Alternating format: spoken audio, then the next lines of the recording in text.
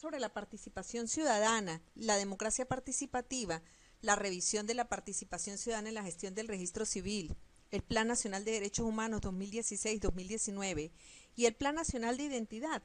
Cerremos la idea. Existe una estrecha e indisoluble relación entre la plena vigencia de los derechos humanos, la solidez del sistema democrático y la participación política incluyente.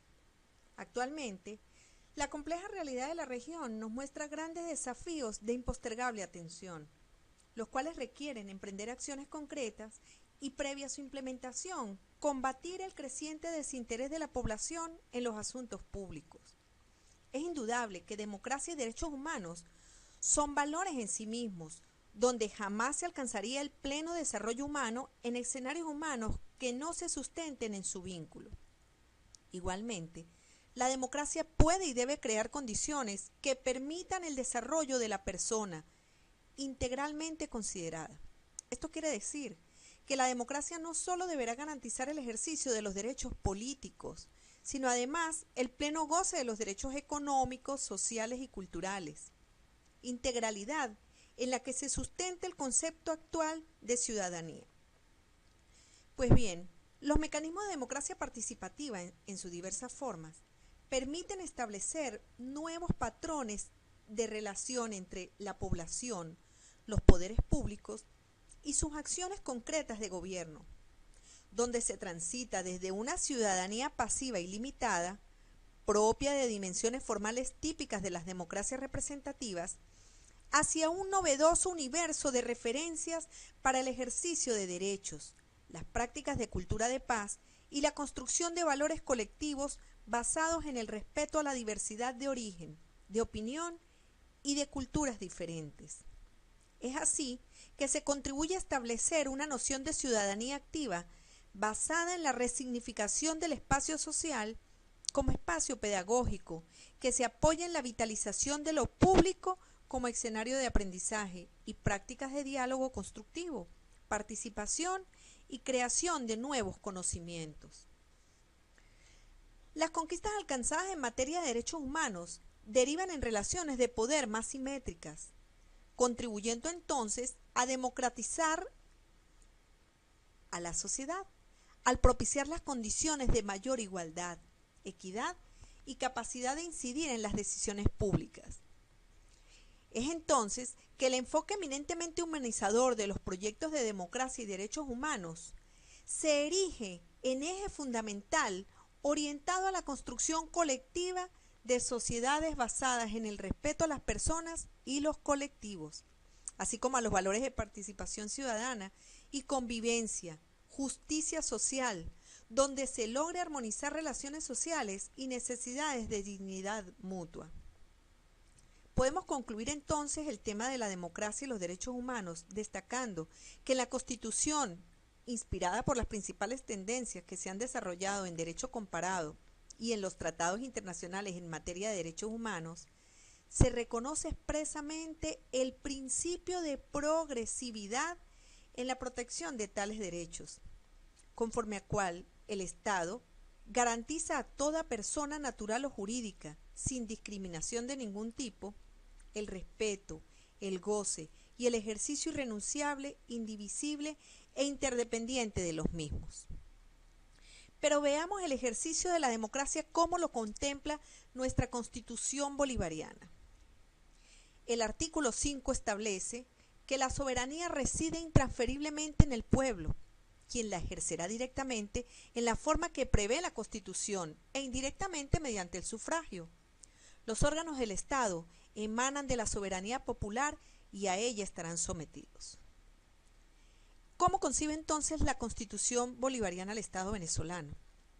En cuanto a la estructura del Estado venezolano, el diseño constitucional consagra un Estado federal que se define como descentralizado, para así expresar la voluntad de transformar el anterior Estado centralizado en un verdadero modelo federal con las especificidades que requiere nuestra realidad.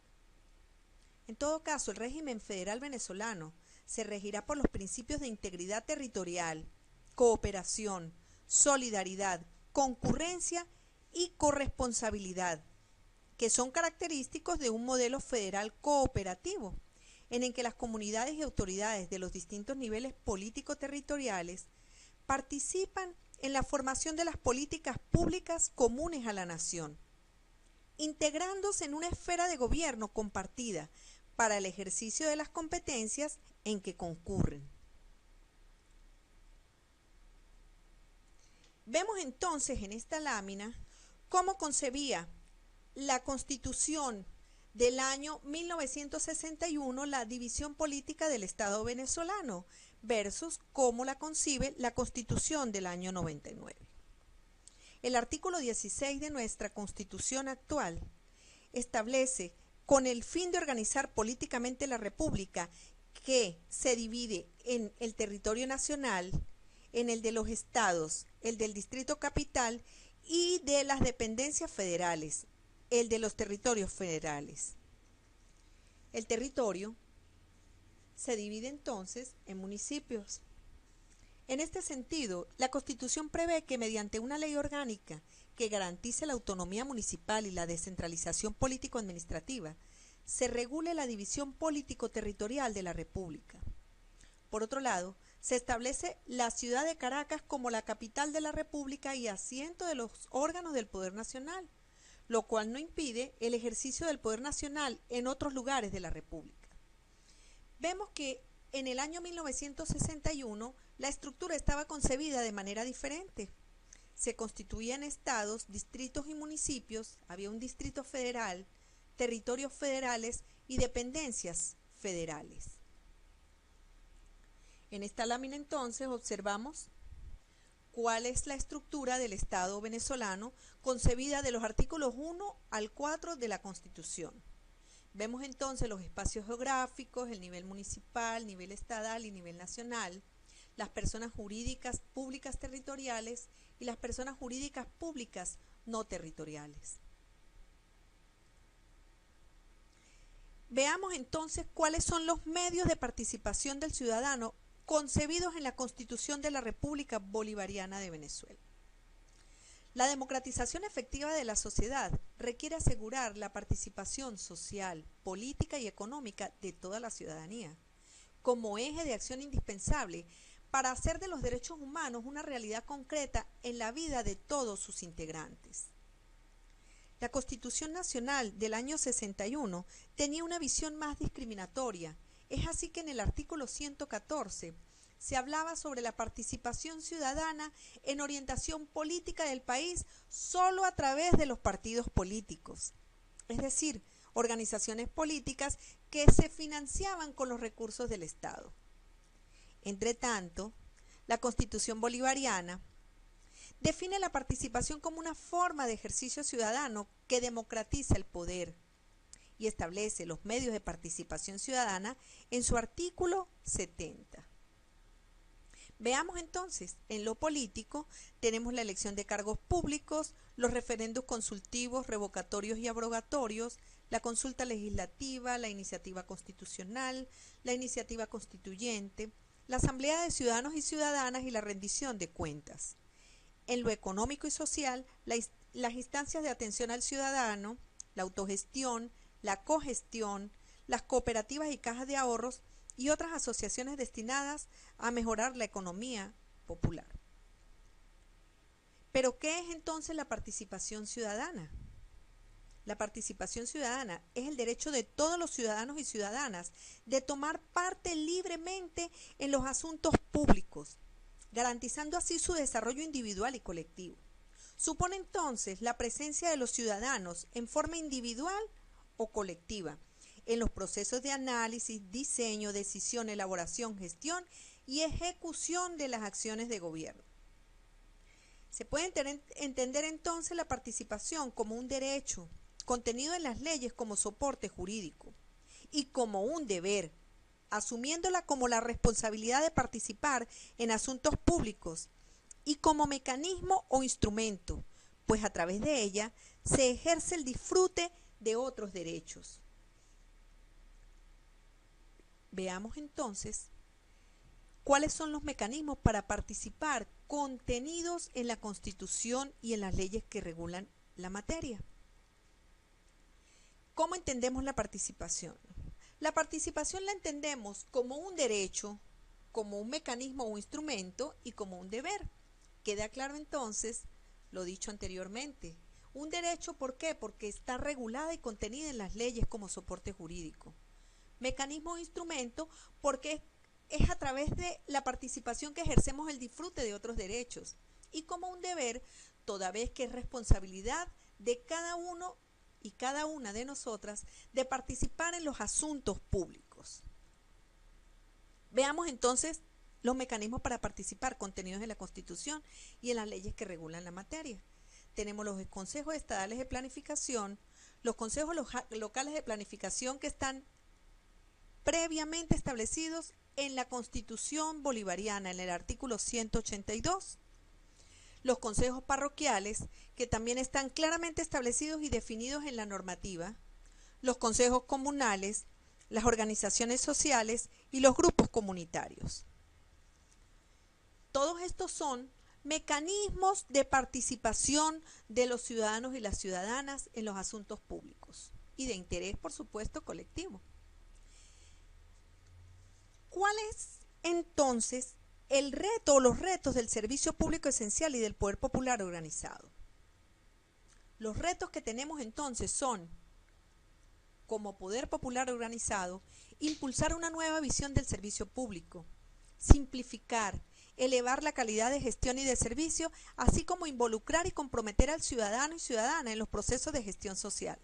Asumir una nueva forma de percibir al usuario y de entender, aceptar y promover la figura de la Contraloría Social, estar en sintonía con los intereses colectivos, asumir los factores críticos de modernización y transición que implica el cambio, disponer de los recursos tecnológicos, materiales, financieros y humanos requeridos para aplicar los procesos de modernización y orquestarse con la idea de un cambio estructural.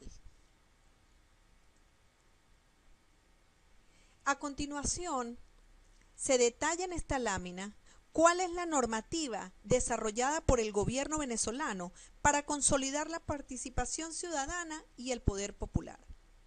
A partir de la Constitución de la República Bolivariana de Venezuela, normativa general que transversaliza toda la norma especial que regula la materia. Se observa entonces la Ley Orgánica del Poder Popular, la Ley Orgánica de Planificación Pública y Popular, la Ley Orgánica de las Comunas, la Ley Orgánica del Sistema Económico Comunal y Reglamento, Ley Orgánica de la Contraloría Social, Ley Orgánica de los Consejos Comunales, Ley Especial de Asociaciones Cooperativas, Ley Orgánica del Consejo Federal de Gobierno, Ley Orgánica de la Planificación Pública y Popular y la Ley Orgánica para la Gestión Comunitaria.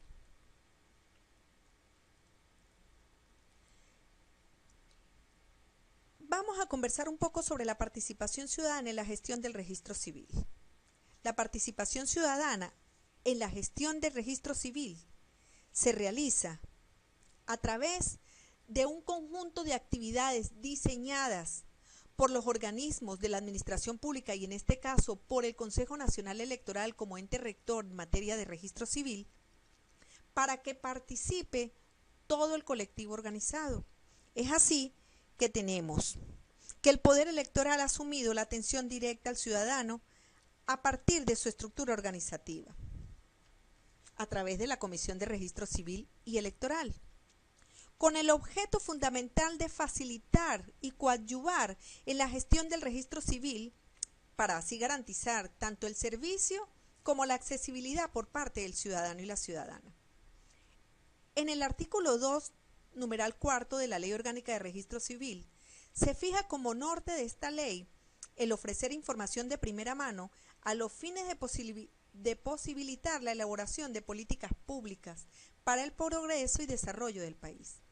Esta meta se encuentra estrechamente vinculada con el derecho constitucional de acceso a la información para todos y todas las ciudadanas, que por supuesto encuentra su respuesta en el único digitalizado y automatizado Sistema Nacional de Registro Civil que prevé el artículo 64 de esa ley.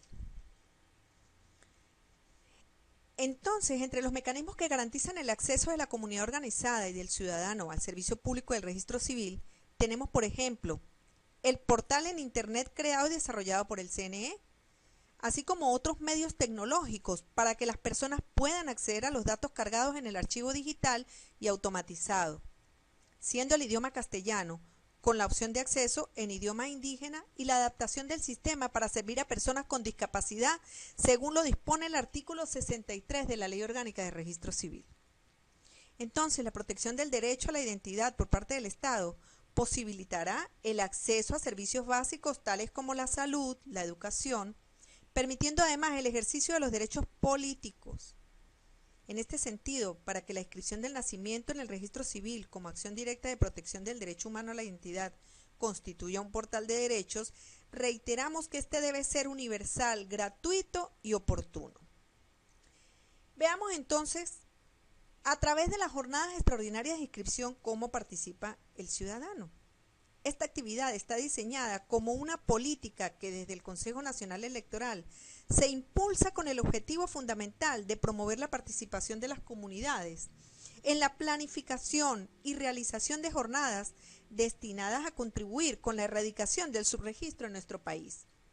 Si accedemos al portal del Consejo Nacional Electoral, observaremos en uno de los costados donde cliqueamos en registro civil, vemos cómo se despliega una pantalla cuando dice opciones, solicitar operativos extraordinarios de inscripción. Estas son las llamadas jornadas extraordinarias de inscripción a las cuales el ciudadano y la ciudadana puede acceder a través de su consejo comunal organizado o de manera individual, requiriendo para un grupo determinado, para una comunidad determinada, la ejecución de una jornada extraordinaria de inscripción. Allí entonces comienza a darse una serie de pasos determinados a través de un procedimiento que se ejecuta primordialmente desde las oficinas regionales electorales. Otro de los mecanismos de participación ciudadana son los acuerdos interinstitucionales en el marco del Sistema Nacional de Registro Civil. El CNE, como ente rector del Sistema Nacional de Registro Civil, por órgano de la Comisión de Registro Civil y Electoral, está desarrollando un sistema coordinado con los demás órganos del poder público que ejecuten acciones que se vinculen directamente con el registro civil, regulando y acompañando las actividades que garantizarán el adecuado registro, control y archivo de los hechos y actos que afectan el estado civil de las personas. Por supuesto, en el ámbito de las competencias que le son propias a cada uno de estos organismos del poder público. En este sentido, es importante destacar la participación de las organizaciones de base y las comunidades organizadas en atención al principio de corresponsabilidad en las mesas técnicas regionales que se conforman desde el CNE. Asimismo, tenemos la estructura de las oficinas y unidades de registro civil. Allí se incorporó, después de evaluar cuál fue la estructura de funcionamiento de esas oficinas y unidades, una nueva estructura. Se propuso, se planteó y se aprobó una estructura donde se incorporara el área de atención comunitaria para que se estableciera un proceso de interacción, de feedback directo con las comunidades. Otro de los mecanismos son la implantación de unidades móviles. Estas unidades móviles están orientadas a brindar el servicio de registro civil, fundamentalmente a la población que se encuentra en condiciones de vulnerabilidad, por razones de discapacidad, adultos mayores, pobreza extrema, comunidades indígenas y poblaciones que se encuentren alejadas de las oficinas y unidades de registro civil. A través de estas unidades se van a ejecutar jornadas extraordinarias de inscripción en el registro civil de forma periódica, por lo cual deberán estar dotadas del sistema automatizado de registro civil. Estas unidades van a contar con un registrador civil accidental y ya próximamente van a comenzar a funcionar. Bien, corresponde ahora que conversemos un poco sobre el Plan Nacional de Derechos Humanos 2016-2019.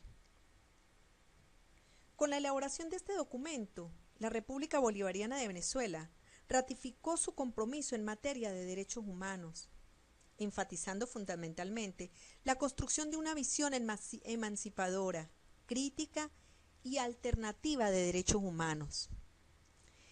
El 3 de abril del año 2014, mediante decreto presidencial, se creó el Consejo Nacional de Derechos Humanos. ¿Y cuál fue el propósito? El propósito fue continuar fortaleciendo la política pública del Estado venezolano en materia de derechos humanos. Posteriormente se dio inicio a la formidable iniciativa de diseñar un Plan Nacional de Derechos Humanos, producto de un proceso de revisión y diagnóstico interactivo y participativo sobre la situación de derechos humanos en que se encontraba el país. Y esta interacción comenzó en el año 2011, con la participación en el examen periódico universal ante el Consejo de Derechos Humanos de la Organización de Naciones Unidas. La construcción de este plan es el resultado de un proceso realizado en 3 etapas. La primera, diagnóstico, elaboración de la propuesta preliminar y consulta pública en todo el país. Es así que desde el Consejo Nacional de Derechos Humanos se elaboró una propuesta inicial, teniendo en cuenta aportes de la Defensoría del Pueblo, de la Organización de Naciones Unidas y de las organizaciones de derechos humanos en Venezuela. Esta propuesta en el año 2015, desde el gobierno venezolano, se impulsó y se propuso consultar públicamente y a nivel nacional esta propuesta. La primera fase de la consulta se realizó a través del portal web del Consejo de Derechos Humanos.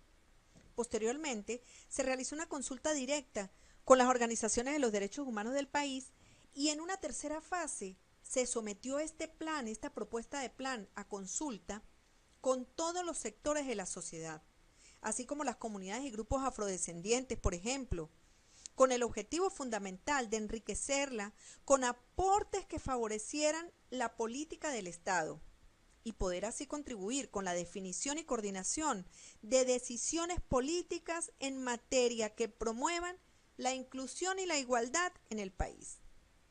Finalmente, mediante decreto presidencial publicado el 2 de marzo de este mismo año, la Presidencia de la República puso el ejecútese al Plan Nacional de Derechos Humanos 2016-2019.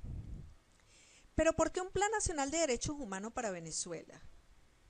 Pues bien, el Plan Nacional de Derechos Humanos constituye un instrumento de planificación que permite definir y coordinar las grandes decisiones políticas en materia de derechos humanos de este gobierno bolivariano.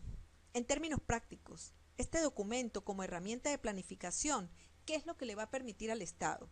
Le va a permitir contar con una hoja de ruta para desarrollar coordinadamente y con la participación de todos los sectores de la sociedad acciones que son necesarias para sostener, avanzar y profundizar los logros alcanzados en materia de derechos humanos. Asimismo, se va a poder fortalecer la capacidad institucional, organizar programas y proyectos que garanticen una gestión integral, oportuna y efectiva del Estado, así como incorporar el enfoque de derechos humanos a las políticas públicas, facilitando el cumplimiento de compromisos y obligaciones internacionales, incluidos aquellos asumidos en el marco del examen periódico universal. Crear una plataforma para el diálogo con todos los sectores de la sociedad, y esta plataforma estará orientada hacia la construcción de acuerdos para la garantía de los derechos humanos, conforme con los principios de corresponsabilidad y solidaridad. Y finalmente, generar un espacio para el trabajo articulado en materia de derechos humanos entre el gobierno nacional y las organizaciones populares, los movimientos sociales, las agencias de Naciones Unidas y demás colectivos o instituciones de derechos humanos. Viéndolo de esta manera, este plan es una herramienta de planificación, una bitácora, que contribuirá a aumentar la efectividad y eficacia del Estado en la garantía, el respeto y el disfrute de los derechos humanos. A continuación, en esta lámina observemos los principios que transversalizan el plan. Tenemos la universalidad y progresividad, la igualdad sustantiva establecida y practicada, la igualdad y equidad de género, la interculturalidad y corresponsabilidad, la complementariedad y realismo, la interagencialidad y articulación, y la atención prioritaria a grupos en situación de vulnerabilidad. Es así entonces que el gobierno venezolano, ante el reconocimiento que junto con los logros aún existen, comprende que existen deudas por saldar y hay retos también que asumir. Y entonces el gobierno venezolano asume el compromiso de desarrollar este Plan Nacional de Identidad.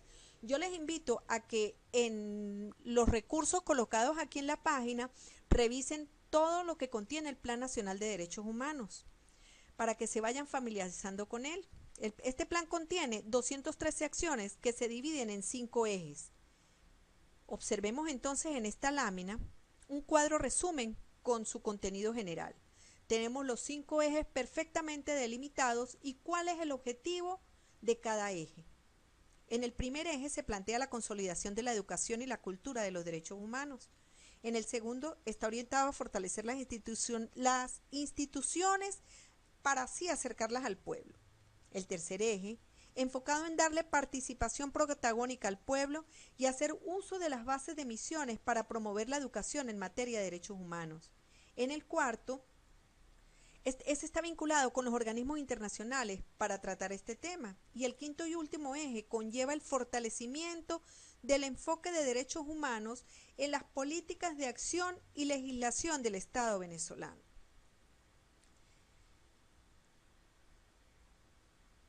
Es importante que reflexionemos sobre el deber de todas las instituciones del Estado venezolano de incorporar dentro de sus respectivos planes operativos los proyectos, acciones específicas y recursos que sean necesarios para que se pueda implementar el Plan Nacional de Derechos Humanos y que los órganos del Poder Ciudadano, del Poder Judicial, el Poder Electoral y el Poder Legislativo deberán adoptar estas medidas para la adecuada y oportuna ejecución del referido Plan Nacional, de acuerdo con su ámbito de competencia.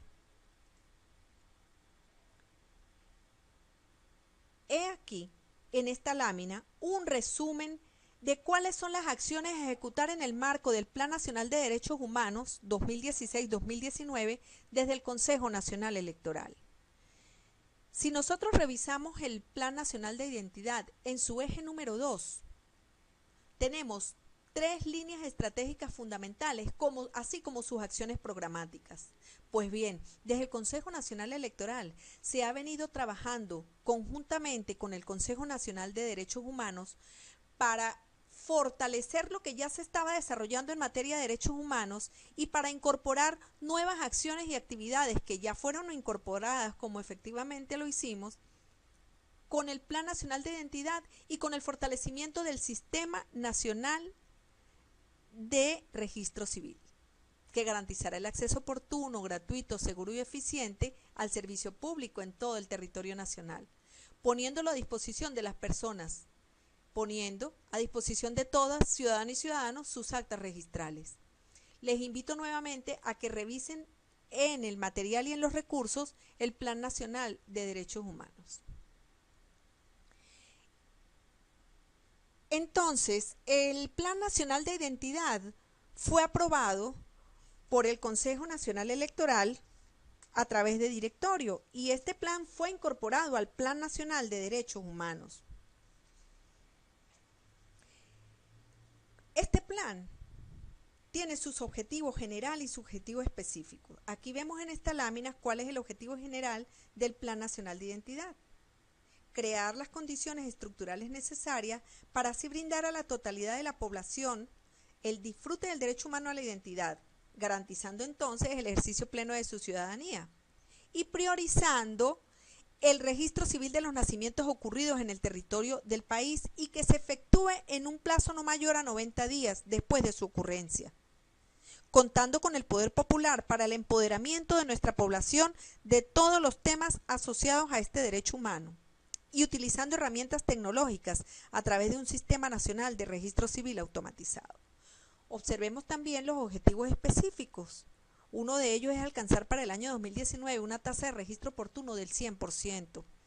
El otro es concluir con el proceso de automatización del Sistema Nacional de Registro Civil y alcanzar la interoperabilidad con los demás sistemas de información del Estado venezolano.